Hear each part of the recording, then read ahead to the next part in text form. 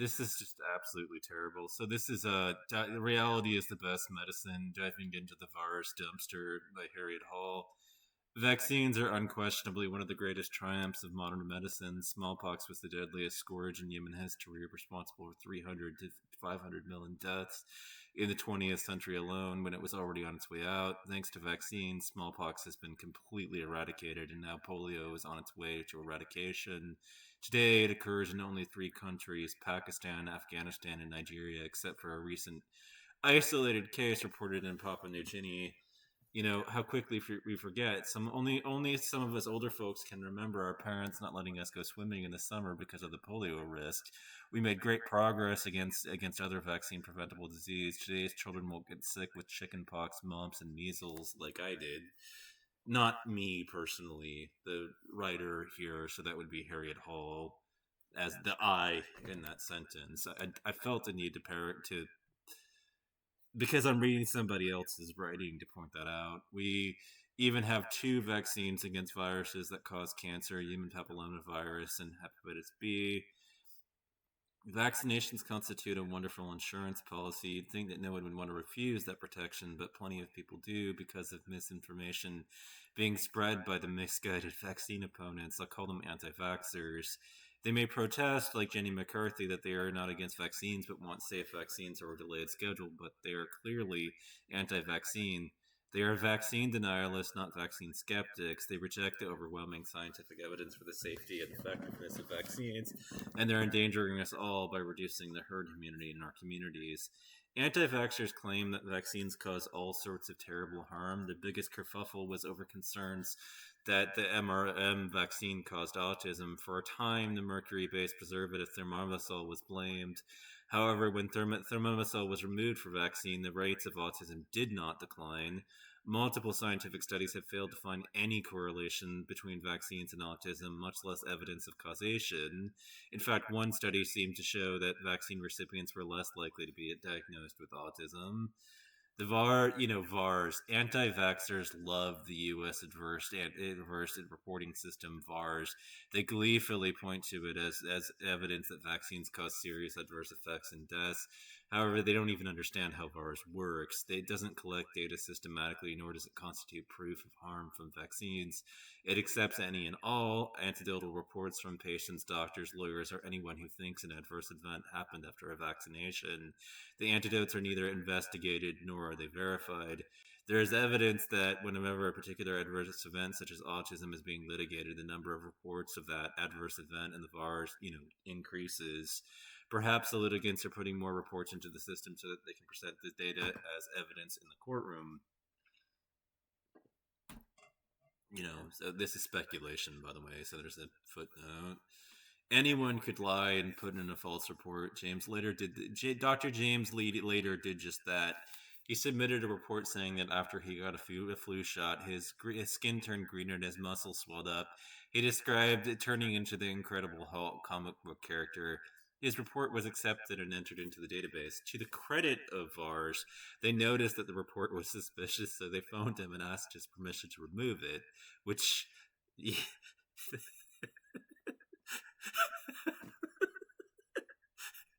I can't believe they phoned him and asked him for permission to remove it, which he gradually granted. Had he refused, the report would still be in the database, and anti-vaxxers could point to proof that the vaccine turned people into the Incredible Hulk. VARS data can be useful when used appropriately. There are a number of reports into suspicion where a second bowl of telescopes into an adjacent section, causing blockage and cutting off blood supply after the older rotavirus vaccine. An investigation shows that there really was a connection, and the vaccine was taken off the market.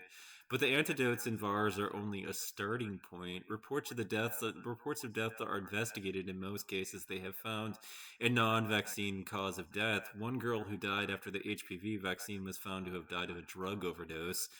So she was on drugs. This is crazy. In other cases, there was not enough information to determine a cause of death. Antidotes alone are not data. Bad things can happen to anyone. We need to know if they happen more often in vaccine recipients than in the general population. So if so, that establishes a correlation, but a correlation is not enough to establish causation. You may remember the graph showing an almost perfect correlation between autism diagnoses and the sales of organic food, which both would have gone up because the diagnostic criteria for autism, was loosened. So, more people are able to be described as autistic today than they used to be. We've always had this many autistics. We just didn't call them autistic. The terms we used to describe such individuals were probably far less flattering, to say the least, and currently culturally stigmatized for, good reason. And the sales of organic food, in the study that reviewed the VAERS data looking for causality was thought to be probable or definitive in less than one quarter of reports, and those were dominated by local reactions, allergic reactions, or symptoms known to be associated with the vaccine administered. Most of these were, quote, probable. Only 3% were definitely related to the vaccine, and most of those were not serious. Relying on VAERS has been described as dumpster diving for data. The anti-vaxxers love that sport. For the HPV vaccine Gardasil, they proclaim Gardasil is killing women. They cite VAERS reports of 32 deaths and 12,000 complaints. In reality, after more than 170 million doses, no death has ever actually been linked to Gardasil. For the HPV vaccines, none of the events reported to VAERS was found to have any more common after HPV vaccines than was found to be. For HPV vaccines, none of the events reported to VAERS was found to be any more common after HPV vaccine than among comparison groups. In a large controlled study, only two things were associated with the HPV vaccine: venous thromboembolium, or VTE, as in blood clots. In 0.2 out of 100,000 doses, the fainting after the injection in 8.2 out of 100,000 doses. The numbers for that they established for VTE were not statistically significant, and most of the patients had other risk factors for VTE. Causation was not ultimately established. In another study with 200,000 subjects, they found a correlation with fainting 6 times as likely in recipients and skin infections in 2 weeks following vaccination. 1.8 times as likely in the recipients. Japanese oversight. One bit of fake news that's been circulating in the rumor mill is that Japan banned the HPV vaccine. In fact, it did no such thing. The vaccine has been available for free in Japan since 2010, and it is still available for free. What happened was the Japanese government temporarily suspended their official recommendations to get the vaccine when they investigated anecdotal reports that 38 girls had experienced pain and numbness after vaccination. The investigation was soon completed, and it was found that the vaccine wasn't responsible. But for some reason, they never got around to reinstating the recommendation. As a result, completion rates for the HPV vaccine series plummeted from 70% to 0.6%, 74%, to 0.6%. This is very unfortunate. It means Japanese children have been deprived of the protection against cancers caused by HPV. This includes cervical, anal, oropharyngeal, vaginal, vulvar, and penile cancers. It can take 20 years or more for those cancers to develop. A few decades from now, Japan will be seeing, cancers that could have easily been prevented. Even if they don't get cancer, some people will develop genital warts and other STD symptoms that could have been avoided. The hepatitis V vaccine. The hepatitis V vaccine is routinely given to newborns in 184 countries. It has an excellent safety record. After more than 1 billion doses, the only serious adverse effects that have been identified is an allergic reaction in fewer than 1 million recipients. It's given to newborns, 1 in 1 million recipients. Sorry, it is given to newborns because that the younger the age of the infection, the more likely hepatitis B will persist as a chronic infection that carries a risk of liver failure and liver cancer later in life. A whopping 80 to 90% of those infected before the age of 1 will develop a chronic infection, compared to only 5% of adults. It's clearly working. The incidence of hepatitis B infection in the United States has dropped dramatically since we began vaccinating newborns. The anti-vaxxers ignore these facts and offer their own version. Here's what one anti-vaxxer said about the hepatitis B vaccine. Its toxic exposure has unknown and unpredictable effects. It's never been appropriately studied in humans, true placebo control. And what we are observing from the population reports is that 443,093 adverse effects: headache, irritability, extreme fatigue, brain inflammation, convulsions, rheumatoid arthritis, optic neurosis, multiple sclerosis, lupus, Guillain-Barré syndrome, and neuropathy have been registered, including greater than 115 15 oh god 1,500, greater than, often labeled as sudden infant death syndrome. None of that is true. The writer had to dive deeply into the VAERS dumpster to come up with these fantasies. Talk about fake news. Another favorite tactic of the anti-vaxxers is to claim that the government knows the vaccines are harmful and pays out money to compensate victims. They cite cases from the National Vaccine Injury Compensation, program, NVICP, also known as the Vaccine Court. The NVICP is a no-fault system for litigating vaccine injury cases. It was established in 1986 in response to the threat to the vaccine supply. Disregarding strong evidence about the safety of the DPT vaccine, juries had been awarded large sums to plaintiffs who claimed that they had suffered vaccine injuries. In self-defense, most companies had stopped producing the DPT vaccine, which is tragic. This is another terrible effect that has happened, by these this court, under the provisions of the National Childhood Vaccine Injury Act. The vaccine injury lawsuits can no longer be filed in state and federal courts. Indeed, instead, these cases are heard by the special master in the U.S. Courts of Federal Claims. The petitioner must present a biological theory of harm, give a logical sequence of events connecting the vaccine to the injury, and establish appropriate time frame in which the injury occurred. The petitioner must also show that there is not another biologically plausible explanation for the injury. These are legal requirements that are not actually sufficient to establish scientific truth. In 2006, an award was granted to a petitioner who claimed that a hepatitis B vaccine caused her multiple sclerosis, despite several scientific studies showing that the vaccine doesn't cause or exacerbate MS. Some recognized vaccine injuries are listed in an official table of injuries along with a time frame. For instance, anaphylaxis is known to sometimes rarely occur with vaccines, and it usually occurs within 4 hours of the injection. For a claim of vasovagal syndrome, syncope, it must have occurred within an hour. If an injury is listed in the table and the time frame is appropriate, compensation is automatically granted. For off-table injuries, the claimant, has to show that it is more likely than not that the vaccine caused the harm. The standard of proof is much lower than in the regular courts.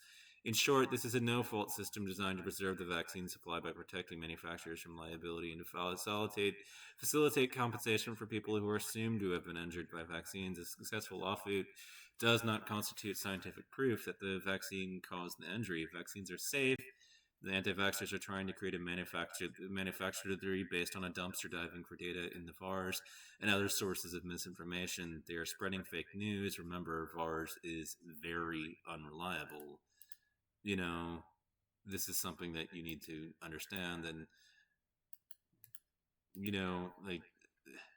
unverified reports of vaccine side effects aren't the smoking gun portrayed by right-wing media outlets. They can offer insight into, vaccine hesitancy. So,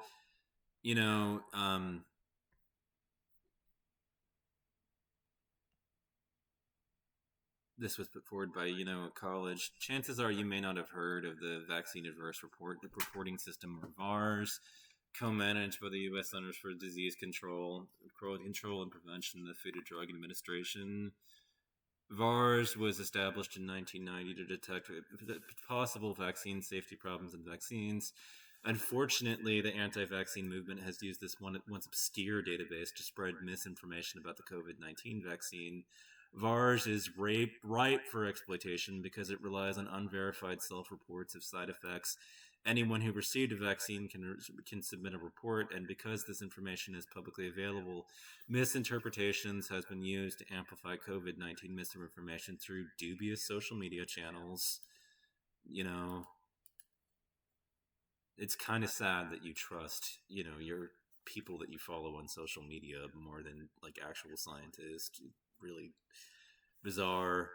you know, and and and including one of the most popular shows on cable news, which was Tucker Carlson. We are political scientists who study the social, physiological underpinnings of vaccine hesitancy in the U.S. In our recently published research, we argue that VAERS, despite its database, can teach us about more than just vaccine side effects. It can also offer powerful, or insights into the vaccine hesitancy in the U.S. Which side effects does it was designed to do? I think that this database should be eliminated really at this point, and one that requires more proof needs to be established. To even submit a report. Medical experts at the Department of Health and Human Services are well aware of VAR's limitations. Which unfortunately a lot of the anti-vaxxers are not. Guidelines to interpreting VAR's data, which is right here.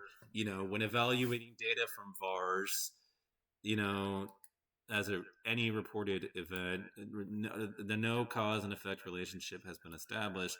Reports of all possible associations between vaccines and adverse events, possible side effects, are filed in VARs. Therefore, VARs connects data on any adverse event following vaccine, be it coincidental or truly caused by a vaccine. The report of an adverse event to VARs is not documentation that the vaccine caused the event. Millions of vaccines are given each year to children in less than 1 years old in the United States, usually between 2 and 6 months of age. At this age, infants are at the greatest risk for certain medical adverse events, including high fevers, seizures, and sudden infant death syndrome. Some infants will experience these medical events shortly after a vaccine by coincidence. These coincidences make it difficult to know whether a particular adverse event resulted from a medical condition or from a vaccination. Therefore, vaccine providers are encouraged to report all adverse events following vaccination, whether or not they believe the vaccination was the cause.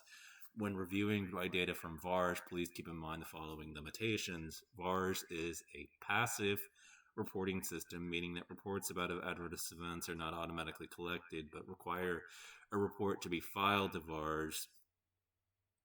VARS reports can be submitted voluntarily by anyone, including healthcare providers, patients, or family members. Reports vary in quality and completeness. They often lack details and sometimes can have information in them that contains errors. Unquote, underreporting is one of the main limitations of a passive surveillance system, including VARS. The underreporting refers to the fact that VARS receives reports for only a small fraction of actual adverse events. The degree of underreporting varies widely. As an example, a great many of the millions of vaccines administered each year by injection cause soreness, but relatively few of these episodes lead to a VARS report. Physicians and patients understand that minor side effects of vaccines often include this kind of discomfort as well as low fevers. On the other hand, more serious and unexpected medical events are probably more likely to be reported than minor ones, especially when they occur soon after a vaccination, even if they may be coincidental and related to other causes. A report to VARS generally does not prove that the identified vaccine caused the adverse event described. It only confirms that the reported event occurred sometime after the vaccine was given.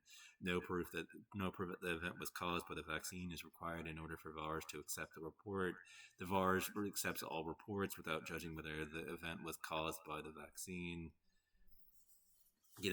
Like I said, James later once used the system to report that a vaccine turned him into the Incredible Hulk, which was only removed after he agreed to have the data removed.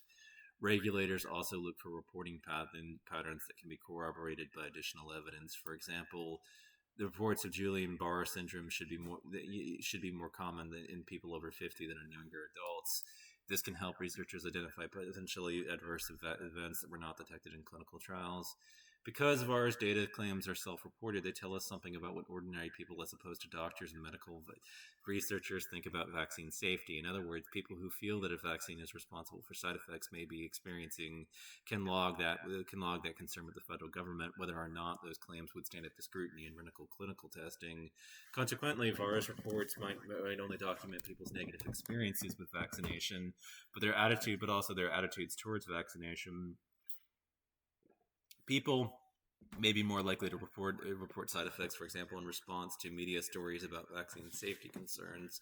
If reports of VARS increase, following these stories, and the reporting system may be functioning similarly to a public opinion poll, it could reflect in part, by the way, that's another fallacy, the bandwagon fallacy. It could reflect in part public attentiveness and concerns about potential side effects. To see this, if this is the case, we examined a well-known case of vaccine misinformation. The sense retracted paper that claimed a link between measles, mumps, and rubella to cause childhood autism is a fraudulent study responsible for mRNA vaccine vaccination skepticism. In 1998, Andrew Wakefield and his colleagues published a since retracted paper claiming that the mRNA vaccine could cause autism in children. Although the study was ripe with unreported conflicting interest and data manipulation, it nevertheless garnered significant media attention. In the late 90s, some journalists and researchers have argued that the paper played a major role in inspiring MRM vaccine hesitancy. While this is plausible, there hasn't been any evidence to support the argument. Virtually no opinion polling about MRI existed prior to the publication of Wakefield's paper. Consequently, researchers have not been able to directly observe whether or not the study influenced how Americans think about the mRNA vaccine. VAERS data, however, could offer some clues. In our study, we examined whether the number of VAERS reports following the publication of Wakefield's paper was significantly greater than expected. On typical report numbers prior to its publication, we found that the number of adverse events reported for the mRNA vaccine increased by about 70 reports per month following the publication of the paper. This is significantly greater than what we would expect by chance on previous reporting frequencies. Notably, we did not find a similar effect for other childhood vaccines in the same period. This further underscores that the powers that the sense debunk story has had in shaping public opinion on the mRNA vaccine. Importantly, we also found that adverse reporting rates rose in tandem with negative media coverage of the mRNA vaccine. Following the publication of Wakefield's paper, television and print news published significantly more stories about mRNA than before the paper was published. The results suggest that Wakefield's articles influenced how much more attentive Americans were about the mRNA vaccine. VAERS is a double-edged sword. In recent months, the interest in the side effects reporting systems has been growing exponentially. Google search engine trends suggest that more Americans have been looking up VAERS than ever before. The trend began shortly after the emergency use authorization of the first COVID-19 vaccines in the U.S. has continued to increase into a peak into early August. Google searches for VAERS from September to October, so these have gone up. The search behavior is likely the result of increased media attention to VAERS, particularly by right-wing news outlets. According to the data from the media platform Media Cloud Explorer, there have been 459 stories in, quote, mainstream national news outlets, unquote, such as CNN and the USA Today, mentioning VAERS since December 2002, in right-wing media outlets such as Fox News, The Daily Caller, and however, coverage soared to 3,254, over 7 times more than the mainstream news media. You have to wonder why it is that this became a partisan issue in the first place. Why is it that Republicans are so much more likely to actually be pushing this shit about vaccines? And I think I may have a potential hypothesis about why that happens to be the case. I mean, let's just look this up. Only 6%.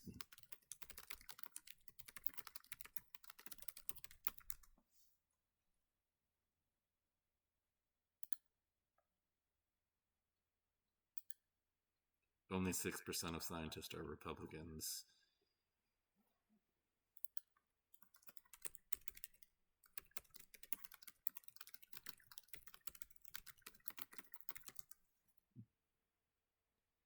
And then we can go into Amanda Marquette's article, Scientists Hate the GOP for a Reason,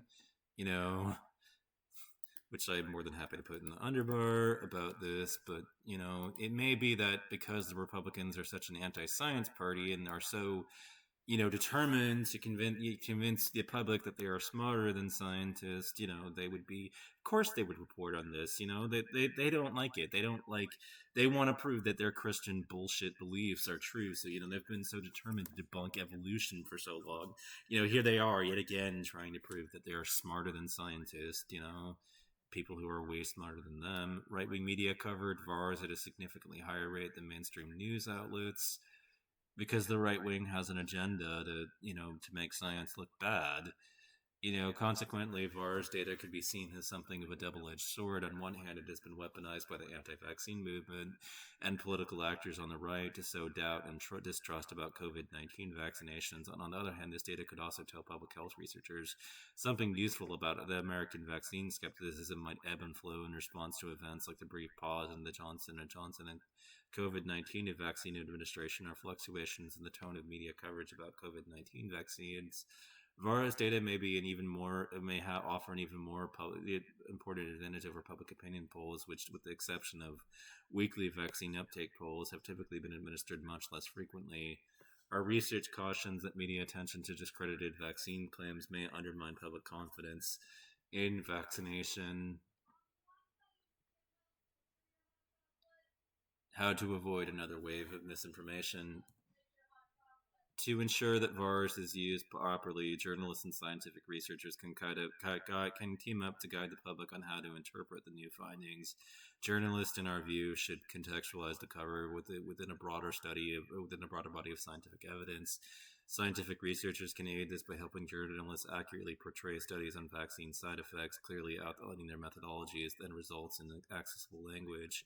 By working together, researchers and journalists can take constructive action to address vaccine hesitancy before it has the chance to germinate. Basically, this database is of limited utility. It relies on self-reports.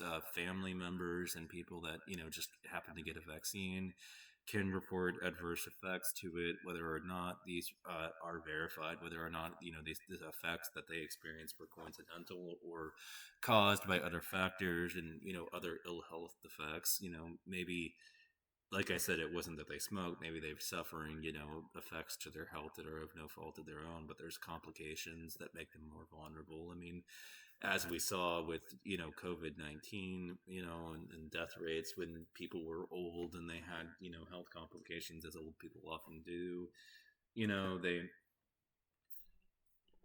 with prior complications, they were more likely to die with COVID, with or without the vaccine. That doesn't. However, that stated they were less likely to die if they actually got the shot. Relatively, but still. Overall, if you had a health complication, you were still overall more likely to die from COVID. The health complications, maybe what if you were asthmatic already, since this affects your lungs. Primarily it's breathing problems that were the primary issue with COVID. I mean, if you had these problems, you were more likely to die no matter what.